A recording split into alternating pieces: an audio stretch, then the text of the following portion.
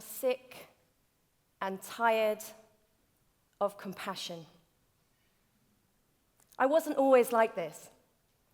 When I started my nurse training at the age of 17, I didn't think much about compassion at all. I thought about resuscitation and saving lives and cracking chests. I thought a lot about television programs like ER, and I thought a great deal about George Clooney. But nursing taught me pretty quickly that saving lives is about a lot more than cracking chests. In 2018, I left the nursing register, and I am a writer and professor of medical and health humanities. And my research over the last few years has been about compassion and empathy and kindness and what it means to be human. And central to the idea of all my work is that compassion is the most important thing of all. And yet, I realized that during my years as a hospital nurse, particularly in intensive care, I felt a bit burnt out, apathetic, and sometimes even indifferent to extreme suffering.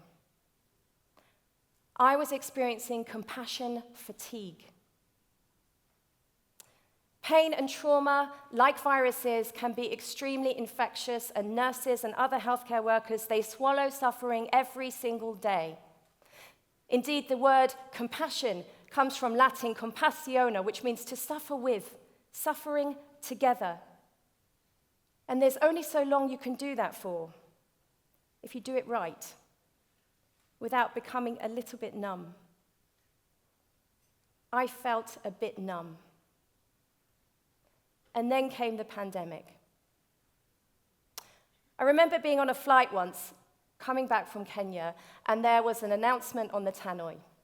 Is there a doctor or nurse on board the plane? I looked around, nothing. And then the announcement again, is there a nurse or doctor on board the plane? Please make yourself known to the cabin crew. Now, I had no intention of making myself known. In fact, I slid down my seat. I wanted to drink my gin and tonic and read my magazine in peace.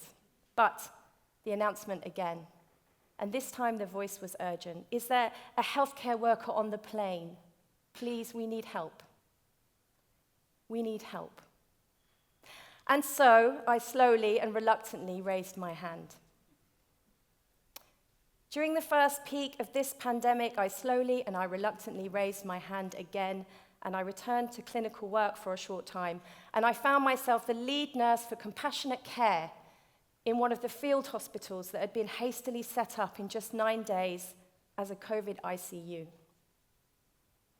We were told our function was to save as many lives as possible. And it quickly became very apparent with this awful, awful disease that we weren't going to save anywhere near as many lives as we wanted to. And compassion became our central aim. Compassion, we realized, is how history will judge us. And it's how history should judge us. And we weren't alone in our thinking. There was a time at the beginning of this, a hot moment when the world felt alive with compassion. It's like we were shaken awake. How quickly we forget. 1 minute, people were on their doorsteps, they were banging pots and clapping for carers and delivering food parcels to their neighbors who were shielding, and the very next moment, people's curtains closed. Everyone shuffled past each other, heads down, no eye contact. Everyone turned inwards, we all did, just trying to process our own pain. And a collective numbness swept through the world. It is no surprise. We are bombarded with tragedy. The COVID-19 pandemic uncovered the other pandemics that already existed: loneliness, inequality, injustice, violence, racism, mental illness. The events in Afghanistan, they're hard to even think of. And the existential threat of climate change, we are now told, is code red for humanity. We are tired. We are overwhelmed, and we're saturated with images of devastating suffering. And so sometimes it's all we can do to turn off the relentless news and watch Love Island instead. Maybe that's just me. But it is possible to recover from this compassion fatigue. We must recover from it. I know it's possible because I did. Shortly after returning to clinical work, I remembered something really, really important. I remembered what my patients had taught me, and I remembered what it means to be a nurse. In all my years in hospitals, I never once met George Clooney. But I did meet lots of patients like Betty. Betty was elderly and frail, and she was alone, and she was lying on a trolley in a corridor outside accident and emergency. She'd come into the hospital with chest pain and hypothermia. I did a 12-lead ECG, some observations, some blood tests, and we couldn't find anything at all wrong with Betty. So I got this Bear Hugger machine, which has white billowing fabric to warm her up, and I made her a sandwich and a cup of tea, and I just sat with her and held her hand. And then she told me about Stan. She told me Stan, her husband of a lifetime, had died in the hospital 2 weeks before. And she described her heart pain, not chest pain. She told me how they had danced and how the fabric from the Bear Hugger machine reminded her of the parachute silk from her wedding dress and how time flies. And she said that I'd saved her life, and of course I'd done no such thing. I just sat with her a while and I held her hand. But it was impossible to tell where Betty's hand ended and where my hand began. And nursing exists in that space. We exist in that space. What a privilege to hold the hand of a person at the frailest, most extreme and significant moments of their life. To be a nurse. Nurses remind us that we are not alone, not even now. But of course, they do a lot more than hold hands. Nurses are safety-critical, rigorously trained professionals. They are scientists and researchers and leaders and entrepreneurs and artists, and they're clinical experts. They weave around our world, caring for people in every setting you can imagine. School nurses, district nurses, practitioners working in mental health and learning disability settings, forensic nurses, military nurses, nurses working in prisons, on homeless healthcare teams, in hospices, with looked-after children. There are even nurses working behind the scenes on Love Island.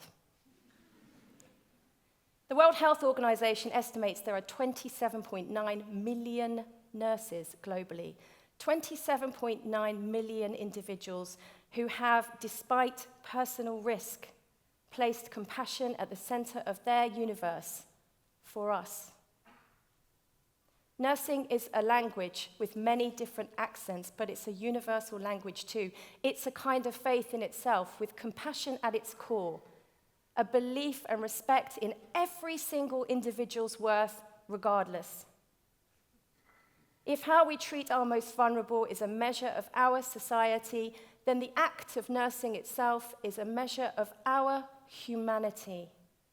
And we all are now thinking during this time of great suffering about our humanity. Who are we? Who are we meant to be? COVID has given all of us the time for radical change and the chance for radical change. But we must shake ourselves awake again and remember the action we saw at the beginning of this pandemic when we glimpsed our capacity for grace, for tolerance, and for love.